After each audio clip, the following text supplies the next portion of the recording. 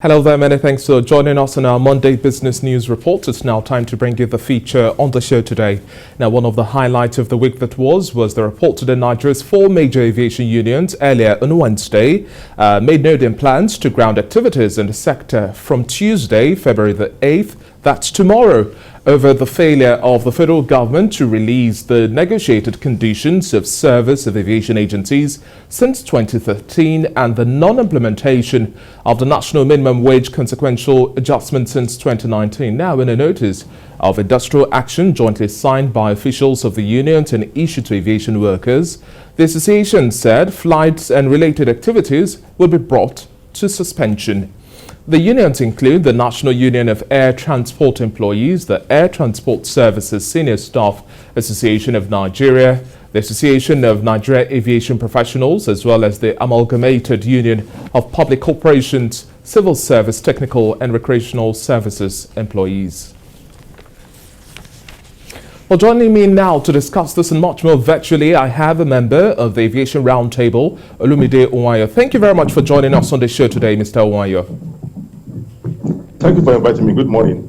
Now, the heart of this issue, looking at the countdown to 24 hours and the pain of the aviation unions ready to take action, is the failure of the federal government to release the negotiated conditions of service of aviation agencies since 2013, and also the non-implementation of the national minimum wage and the adjustments necessary since 2019. Now, the body language of the unions leading to grounding the activities at the airport tomorrow is one of the biggest facts we have to look at, because this isn't the first time an ultimatum is given and nothing was done. What's exactly do you share in this sentiment with regards to how the unions are moving and ready to take action? Well, I'm sure it cannot be a total shutdown tomorrow because not all the agencies that are involved. Some of the agencies are saying they are working on it and the staff have agreed. Some and one of the agencies where they have about 4 professional bodies. One of the professional bodies just got its own condition of service approved, while some were left. So it will not be complete, but probably down the line, maybe after about 4 or 5 days or a week, they might come to town to pay. But for me, workers need to be paid wrong way like it's done in other sectors and other agencies. They need to improve their condition of service, but most importantly, the workers also need to protect themselves. What we have in the agencies are employees who are top heavy. What has happened in the last 7 years is you've seen the ministry adding staff to almost all the agencies, and these are not core professionals. So the agencies are so heavy that you begin wonder, when this condition of service comes, will they be able to sustain it? Because the number of staff in there, the employee staff, and in order to hide them, they are posted to positions outside the major cities. So I think the union should first start with the staff they have within. Are they in the appropriate position? They need to structure the staff grade and the salaries and even the complement of staff within the agencies. The union should start with that. The union should start with that. Then you can now talk about the condition of service. Okay.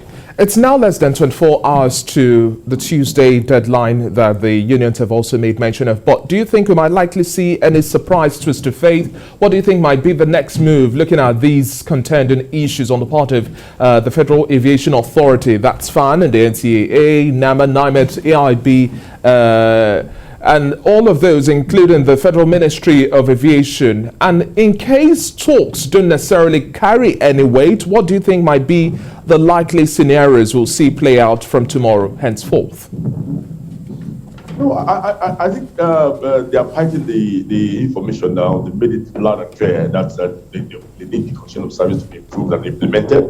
And then everybody has heard that loud enough to listen to them.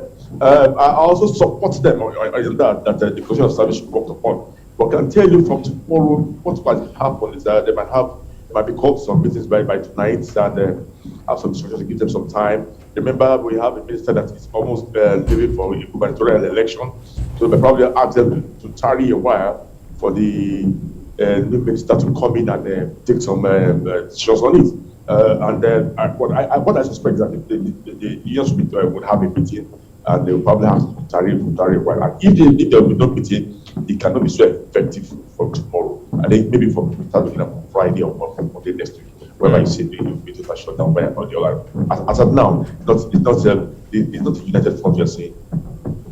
Well, the clock is ticking, but going forward now, looking at the bigger picture of the relationship between unions and aviation agencies, this really is a symbiotic relationship that needs better understanding from both parties. Now, also looking at the ruling sentiment of unionization to also press forward for better welfare. How do you see the aviation unions also having a stronger agenda to say we deserve better?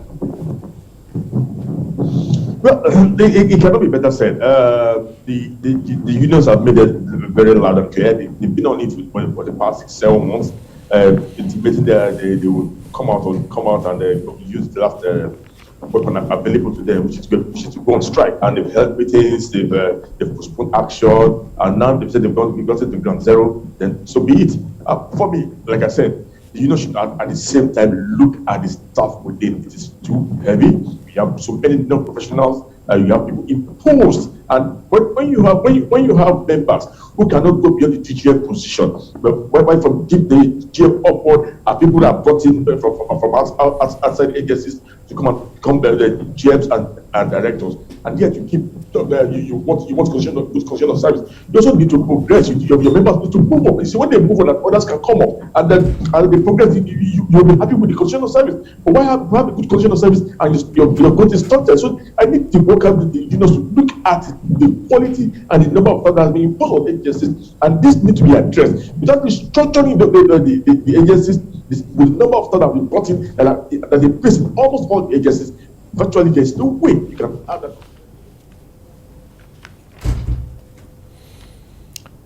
Thank you so much, Olumide Oyo, for your contribution on the Breakfast Show. We'll keep our fingers crossed to see how things play out. The time is ticking. It's barely 24 hours to the proposed grounding of activities at the airport. We'll definitely keep our tabs on all the latest developments that would play out there. We've been speaking with Olumide Oyo, a member of the Aviation Roundtable.